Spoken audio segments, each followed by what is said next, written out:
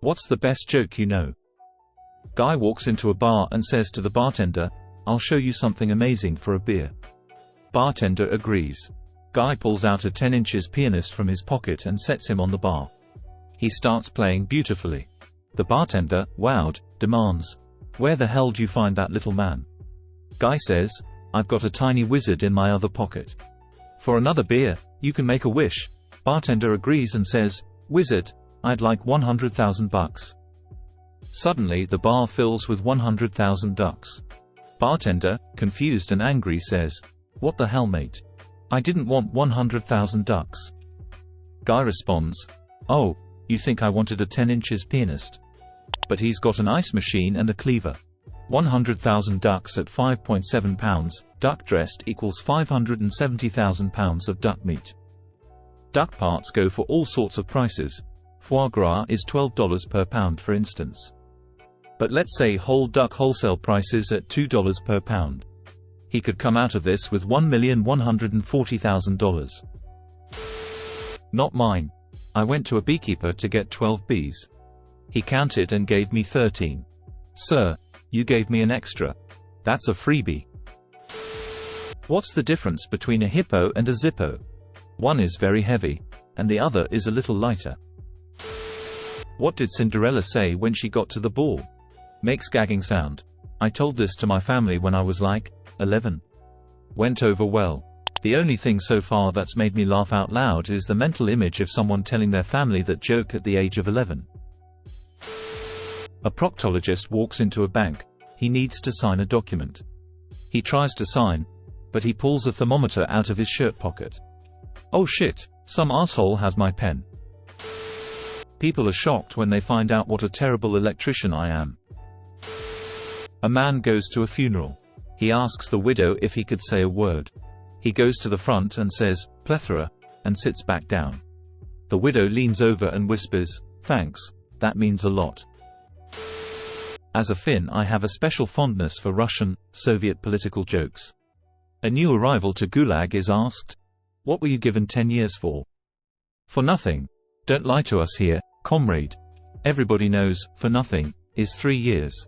A judge walks out of his chambers laughing his head off. A colleague approaches him and asks why he is laughing. "I just heard the funniest joke in the world." "Well, go ahead, tell me," says the other judge. "I can't. I just gave someone 10 years for it." A Soviet Communist Party official was giving a Westerner a tour of the Russian countryside. All the while he was bragging about how loyal Soviet citizens were to the communist cause. To demonstrate, he approaches a farmer and asks, "Comrade, if you owned 2 houses, would you donate one to the party?" "Absolutely," replies the farmer. "And if you owned 2 tractors, would you donate one to the party?" "Oh, yes," replied the farmer. "And if you owned 2 cows, would you donate one to the party?" "Not a chance," replied the farmer. Surprised, the party official asks, "Why not?" "Because I actually own 2 cows," replied the farmer. How do you spot a blind man in a nudist camp? It's not hard. 3 men went to hell, and they stood before the devil. The devil asked the first man, "What did you do for a living?" The man answered, "I was a lumberjack." The devil said, "Then we will chop your eggplant off." He turned to the second man, asking the same question he asked the first. "I was a fireman," said the second man. "Then we will burn your eggplant off," said the devil. He turned to the third man, asking the same question he asked the other 2. The third man thought about it, and finally answered the devil, "I was a lollipop salesman." A boss had 2 employees, Alice and Jack. He only needed one, but they were hired at the same time and were both equally good at their job. He couldn't decide which to get rid of. He was sitting at a bar thinking about the situation. Alice walks in and sits beside him and asks, "You seem down, what's wrong?" The boss said, "I need to either lay you or jack off." Alice says, "Well, please jack off, I'm tired." The divorce court judge says to Mickey, "Now let me get this straight, Mr. Mouse. You want a divorce from your wife Minnie because she's crazy?" And Mickey says, "No, I never said she was crazy. I said she was fucking goofy." What's the difference between a dirty bus stop and a lobster with breast implants? One is a crusty bus station and the other is a busty crustacean. A man sat down at a bar and told the bartender, "I bet you $300 that I can piss into the cup all the way over there on the other side of the bar and not miss a single drop." The bartender said, "There is no way you can do that." "Sure, I'll bet you $300. The man then begins to undo his pants and begins pissing. He starts pissing all over the bar, spraying on the bottles and the bartender, not making a single drop in the cup. The bartender starts smiling and laughing and says, "That's it, you owe me $300. The man then gets up and walks over to the pool table and starts laughing and shaking hands with the men standing there. He walks back to bar, sits down and starts laughing at the bartender and hands him the money. The bartender asks, "Why are you laughing? You just lost the bet." The man said, "I'm laughing because I bet those guys over there $1,000 that I could piss all over you and your bar and you would still be laughing when I was done." I bought the worst thesaurus the other day. Not only was it terrible, it was also terrible. I walked into the pharmacy and asked for some deodorant, the ball kind. Just for under the arms is fine. A penguin is on a long-deserved vacation from the zoo. He decides to take a road trip out west, where his car breaks down. Luckily, it's right in front of a mechanic in town. He drops the car off and tells the mechanic he's going to get some lunch. It's a really hot day, so after eating he stops by the ice cream shop for a little treat. Walking back to his car, the mechanic tells the penguin, "It looks like you blew a seal." The penguin laughs. "Oh, no," he said, as he wiped his mouth, "it's just ice cream." A pair of hunters from Illinois are out in the woods. Whilst descending a hill, one of them suddenly cries out in pain and falls to the bottom, clutching his chest as he hit the ground. The other hunter rushes to his side as his friend noticeably stops breathing. Pulling out his phone, he quickly dials 911. After a few rings, the dispatcher picks up. "911, what is your emergency?" asks the dispatcher. The hunter replies, "I am out near Route 51, my friend has a heart attack, I think he is dead." "What do I do?" asks the hunter. The dispatcher replies, "It is okay, sir. Can you calm down and make sure that he is dead?" The hunter replies, "Okay." The dispatcher hears some rustling over the phone followed by the resounding boom of a 12 gauge. The hunter comes back on the line asking, "Okay, now what?" Joke is courtesy of my stepfather and his old drinking buddy. The men of many laughs. One day 3 people were stuck on an island with cannibals. The cannibals said, "If you do what we say, we won't kill you." So the 3 people followed the orders the cannibals. So the cannibals said, "Go into the forest and pick 10 fruits of the first fruit you see." So the first person came back out of the forest with 10 apples. The cannibal said, "Put the apples up your ass," without making a facial expression. The person then made a facial expression after the second apple, so the cannibals killed him. The second person came back out of the forest with 10 cherries. The cannibal said, "Put the cherries up your ass," without making a facial expression. The person then started laughing on the 10th cherry, so they killed him. In heaven, the person with apples asked the person with cherries, "Why did you start laughing?" The person replied, "I saw the third person come out with pineapples." This guy sees a sign, "Talking dog $5. He walks up and asks the man, "Does this dog really talk?" Owner, "Yep." Guy, "Bullshit." Dog, "It's true, I can talk." Guy, "Holy shit." Dog, "Yeah. I started out in the circus as a sideshow, until the CIA found me. They recruited me as a spy. No one suspects the dog in the room is listening to state secrets. After 2 tours, I retired here in the country to live out my days." Man. My God, man. That is the most astounding thing I have ever heard. So, why the hell are you only selling him for $5? Owner, because that dog is a liar. He didn't do any of that shit. A Labrador deceiver. What do you call a dog with steel balls and no hind legs? Sparky. My grandpa would tell this joke called the Yangtze River story. Relatives would look at me and say, "Get comfortable." He finally took the time to tell me at my cousin's wedding. There once was a family that lived on the Yangtze River. They had an outhouse right on the river, and one day, it was pushed off the bank and floated downstream.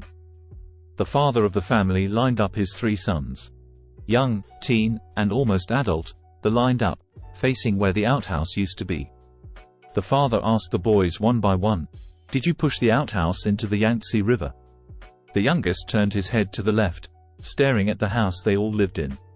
It was a big red house that they all worked together to paint last summer. It was cold now, with winter approaching and the paint needing another coat soon. The father went to the next boy. "Did you push the outhouse into the Yangtze River?" This son looked straight up, swallowing hard so that his throat made an audible sound. Finally, he asked his eldest on, "Did you push the outhouse into the Yangtze River?" The boy locked his father's gaze, but declared, "No, I did not." The father pulled out a pastry from the nearby village. "I am going to tell you a story, and by the end, you will tell me who pushed the outhouse into the river." The boys all fidgeted, but were ready to hear their father's story. One day, a little boy chopped down his father's cherry tree. Instead of lying, he told the truth, and his father rewarded him, gave him candy, and he grew up to be George Washington, the President of the United States. Slowly, the youngest boy stepped forward. "It was I, father. I pushed the outhouse in the river." With a flash, the father had his youngest bent over his knee, his belt in his hand, lashing hard. Crying out, the boy shrieked, "You said. You said." The father, George Washington's father, wasn't sitting in the cherry tree. Not mine. An Irish man wants a job, but the foreman doesn't think he's actually qualified. The foreman, being a little bored, decides to mess with him and tells him he'll get the job if he passes a little math test. "Here's your first question," the foreman said. "Without using numbers, represent the number 9. Without numbers?" The Irish says, "That's easy." And he proceeds to draw 3 trees. "What's this?" the boss asks. "Haven't you got no brain? Tree and tree and tree make a 9, explains the Irish. "Fair enough," says the boss. "Here's your second question. Use the same rules, but this time the number is 99. The Irish stares into space for a while, then picks up the picture that he has just drawn and makes a smudge on each tree. "There you go." The boss scratches his head and asks, "How on earth does this represent 99? Each of the trees is dirty now." "So, it's dirty tree, and dirty tree. Dat is 99. The boss is getting worried that he's going to actually have to hire this fellow, so he says, "All right, last question. Same rules apply, but represent the number 100. The Irish stares into space some more. Then he picks up the picture again and makes a little mark at the base of each tree and says, "There you go. 100. The boss looks at the attempt. "You must be nuts if you think this represents 100. The Irish leans forward and points to the marks at the base of each tree and says, "A little dog come along and go by each tree. So now you got dirty tree and a turd, dirty tree and a turd, and dirty tree and a turd. That makes 100. So, when am I gonna start?" A Buddhist walks up to a hot dog vendor and says, "Make me one with everything." Bonus for philosophy nerds, Descartes walks into a bar. The bartender says, "Hey, Descartes, I just got this new import beer in. Want to try it?" Descartes says, I think not." And he vanishes into thin air. This is a really dumb one, but I love it. 2 men are sitting drinking at a bar at the top of the Empire State Building. When the first man turns to the other and says, "You know, last week I discovered that if you jump from the top of this building, the winds around the building are so intense that by the time you fall to the 10th floor, they carry you around the building and back into a window." The bartender just shakes his head in disapproval while wiping the bar. The second guy says, "What, are you nuts? There's no way that could happen." "No, it's true," the first man says. "Let me prove it to you." He gets up from the bar, jumps over the balcony, and plummets toward the street below. As he nears the 10th floor, the high winds whip him around the building and back into the 10th floor window, and he takes the elevator back up to the bar. He meets the second man, who looks quite astonished. "You know, I saw that with my own eyes, but that must have been a one-time fluke. No, I'll prove it again, says the first man as he jumps again. Just as he is hurtling toward the street, the 10th floor wind gently carries him around the building and into the window. Once upstairs, he urges his fellow drinker to try it. Well, why not? The second guy says, it works.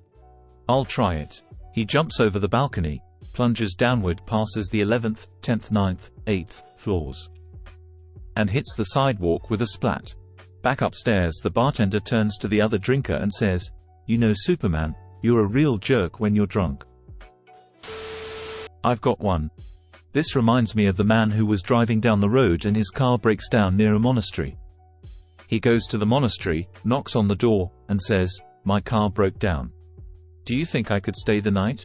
The monks graciously accept him, feed him dinner, and even fix his car.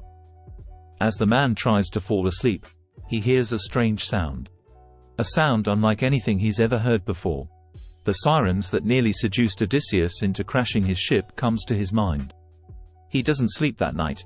He tosses and turns trying to figure out what could possibly be making such a seductive sound. The next morning, he asks the monks what the sound was, but they say, "We can't tell you. You're not a monk." Distraught, the man is forced to leave.